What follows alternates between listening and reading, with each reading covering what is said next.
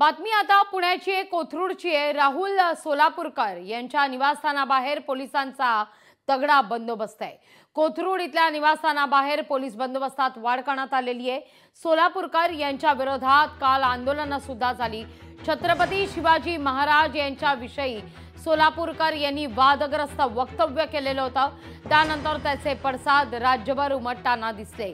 अखेर माफी जरी मागितली असली तरी देखील तगडा पोलीस बंदोबस्त आता राहुल सोलापूरकर यांच्या निवासस्थानाबाहेर ठेवण्यात आलेला आहे। राज्यभरात सोलापूरकर यांच्या विरोधात तीव्र आंदोलन सुद्धा होत आहे। रात्री सोलापूरकर यांनी या संदर्भात स्पष्टीकरण देत माफीनामा सादर केला आहे।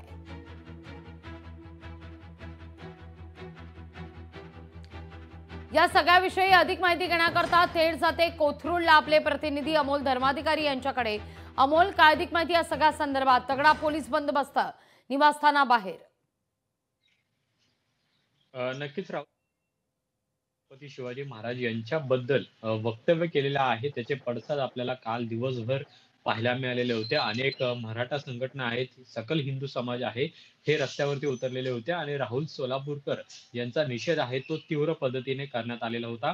काल रात्री याबद्दल राहुल सोलापूरकर यांनी एक फेसबुकच्या माध्यमातून त्यांचं स्पष्टीकरण आहे आणि माफीनामा आहे तो सुद्धा त्यांनी सादर केलेला आहे। छत्रपती शिवाजी महाराज यांचा अपमान करण्याचा कुठलाही हेतूच नाही असं त्यांनी यामध्ये स्पष्टीकरण दिलेलं आहे। मात्र त्यानंतरही कोणताही कायदा सुव्यवस्थेचा प्रश्न निर्माण होऊ नये यासाठी पोलिसांनी खबरदारी घेतलेली आहे आणि पुण्यातील कोथरूड येथील जे राहुल सोलापूरकर यांचं निवासस्थान आहे, या निवासस्थानाबाहेर सध्या मोठा पोलिसांचा तगडा बंदोबस्त आहे तो सुद्धा तैनात करण्यात आलेला आहे। तर सध्या राहुल सोलापूरकर हे नेमके कुठे आहेत याची माहिती मात्र मिळू शकलेली नाहीये, पण काल रात्री त्यांनी व्हिडिओ एक प्रसारित केलेला आहे आणि ज्यामध्ये त्यांनी या वादावर पडदा टाकण्याचा प्रयत्न सुद्धा केलेला आहे। पण आता जे आंदोलक तीव्र झालेले आहेत त्यांनी मात्र याबद्दलचा आक्षेप आहे तो घेतलेला आहे आणि राहुल सोलापूरकर यांच्यावरती कारवाई करावी अशा पद्धतीची मागणी आहे ती सुद्धा केली जाते।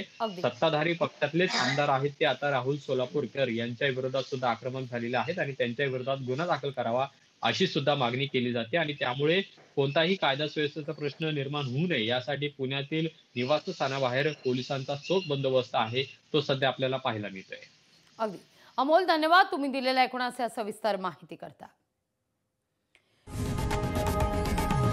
लोकशाही मराठी ऐका, पहा, जागरूक रहा।